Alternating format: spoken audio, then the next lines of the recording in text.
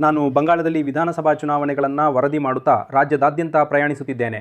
ಆದರೆ ನಾನು ತಮ್ಮ ಸುತ್ತಲೂ ಅಪಾರವಾದ ಐತಿಹಾಸಿಕ ಪ್ರಜ್ಞೆಯನ್ನು ಹೊತ್ತಿರುವ ಸ್ಥಳಗಳಿಗೆ ಹೋಗಲು ಸಹ ಪ್ರಯತ್ನಿಸುತ್ತಿದ್ದೇನೆ. ನಾನು ಇಂದು ಅಂತಹ ಒಂದು ಸ್ಥಳದಲ್ಲಿದ್ದೇನೆ.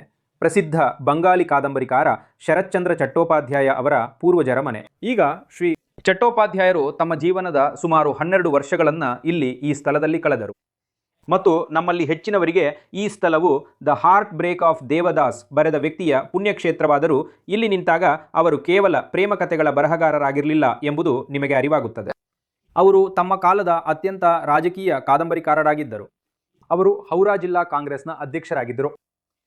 ಅವರು ಈ ಮನೆಯಲ್ಲಿದ್ದಾಗ ಗ್ರಾಮೀಣ ಸಮಾಜದಲ್ಲಿನ ಕೊಲೆತ, ಜಾತಿವಾದ, ಪಿತೃಪ್ರಧಾನ ವ್ಯವಸ್ಥೆ ಮತ್ತು ಪ್ರಬಲರ ಸಂಪೂರ್ಣ ಅಹಂಕಾರವನ್ನು ಅವರು ವಿಶ್ಲೇಷಿಸಿದರು.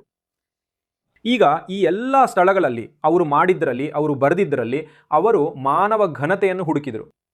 ಹಳ್ಳಿಯ ರಾಜಕೀಯವು ಹೇಗೆ ಆಗಾಗ್ಗೆ ಅಹಂಗಳ ಮತ್ತು ಸಾಮಾಜಿಕ ಬಹಿಷ್ಕಾರಗಳ ರಕ್ತದ ಕ್ರೀಡೆಯಾಗಿತ್ತು ಎಂಬುದರ ಕುರಿತು ಅವರು ಬರೆದರು. ನಾನು ಈಗ ಒಳಗೆ ಹೋಗುತ್ತೇನೆ ಮತ್ತು ಮಾತನಾಡುತ್ತಲೇ ಅವರು ವಾಸಿಸುತ್ತಿದ್ದ ಕೆಲವು ಸ್ಥಳಗಳನ್ನು ನಿಮಗೆ ತೋರಿಸಲು ಸಹ ಪ್ರಯತ್ನಿಸುತ್ತೇನೆ. ಜಮೀನ್ದಾರನ ನಿರಾಸಕ್ತಿ ಮತ್ತು ಪೂಜಾರಿಯ ಕಠೋರತೆಯ ನಡುವೆ ಸಾಮಾನ್ಯ ವ್ಯಕ್ತಿ ಹೇಗೆ ಸಿಕ್ಕಿಹಾಕಿಕೊಂಡಿದ್ದ ಎಂಬುದನ್ನು ಕೂಡ ಅವರು ಕಂಡರು. ಅವರು ಕೇವಲ ಕಥೆಗಳನ್ನು ಹೇಳುತ್ತಿರಲಿಲ್ಲ, ಅವರು ಬಂಗಾಳದ ಆತ್ಮದ ಬಗ್ಗೆ ಎಚ್ಚರಿಕೆಯನ್ನು ನೀಡುತ್ತಿದ್ದರು.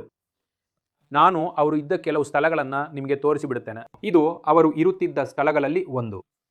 ಅದು ಇನ್ನೊಂದು ಬದಿ. ನನಗೆ ಅಲ್ಲಿ ಒಂದು ಕುರ್ಚಿ ಕಾಣಿಸುತ್ತಾ ಇದೆ, ನನಗೆ ಒಂದು ಮೇಜು ಕಾಣಿಸುತ್ತಿದೆ. ಮತ್ತು ನಾನು ಈ ಕಡೆ ಸ್ವಲ್ಪ ನಡೆದರೆ ಹೌರಾ ಜಿಲ್ಲೆಯ ಜಿಲ್ಲಾಧ್ಯಕ್ಷರಾಗಿ ಅವರು ತಮ್ಮ ಎಲ್ಲ ಕಾರ್ಯಗಳನ್ನು ನಿರ್ವಹಿಸುತ್ತಿದ್ದ ಸ್ಥಳವನ್ನು ನಾನು ನಿಮಗೆ ತೋರಿಸುತ್ತೇನೆ.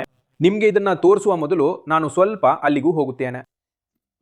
ಹಾಗಾಗಿ ನಾನು ಈ ಕಡೆ ಬರುತ್ತೇನೆ ಮತ್ತು ಇದೇ ಆ ಸ್ಥಳ. ಸುಧಾಂಶು, ದಯವಿಟ್ಟು ಒಳಗೆ ಹೋಗಿ ನಿಮಗೆ ತೋರಿಸಲು ಸಾಧ್ಯವಾದರೆ ಅಲ್ಲಿ ಚರಕವಿದೆ, ಒಂದು ಸಣ್ಣ ಕುರ್ಚಿ ಇದೆ.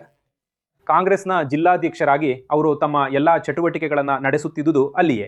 ಈಗ ನಾನು ರಾಜಕೀಯದ ಬಗ್ಗೆ ಯಾಕೆ ಮಾತನಾಡುತ್ತಿದ್ದೇನೆ? ನಾನು ರಾಜಕೀಯದ ಬಗ್ಗೆ ಮಾತನಾಡುತ್ತಿದ್ದೇನೆ ಯಾಕೆಂದರೆ ನಾನು ಹೇಳಿದಂತೆ ಬಂಗಾಳ ವಿಧಾನಸಭಾ ಚುನಾವಣೆಯನ್ನು ವರದಿ ಮಾಡುತ್ತಿದ್ದೇವೆ.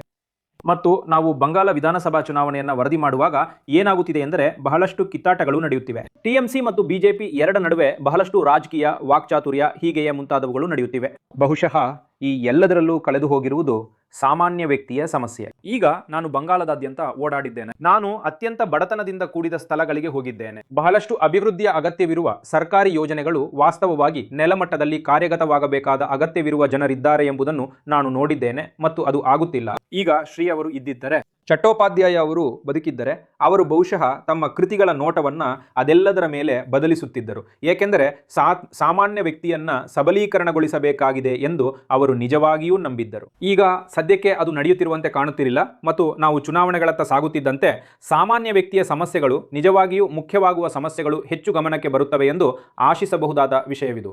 ಮತ್ತು ನಾವು ಹೇಳಿದ ಹಾಗೆ ಡಿಕೋಡರ್ನಲ್ಲಿರುವ ನಾವು ಆ ಕಥೆಗಳನ್ನು ಮಾಡಲು ಪ್ರಯತ್ನಿಸುತ್ತಿದ್ದೇವೆ. ನೀವು ನಮ್ಮ ಸಾಮಾಜಿಕ ಮಾಧ್ಯಮ ಪುಟಗಳಿಗೆ ಹೋಗಿ ನಾವು ಬಂಗಾಳದಿಂದ ಮತ್ತು ಬೇರೆಡೆಯಿಂದ ಮಾಡಿರುವ ಎಲ್ಲ ಕಥೆಗಳನ್ನು ನೋಡಬಹುದು.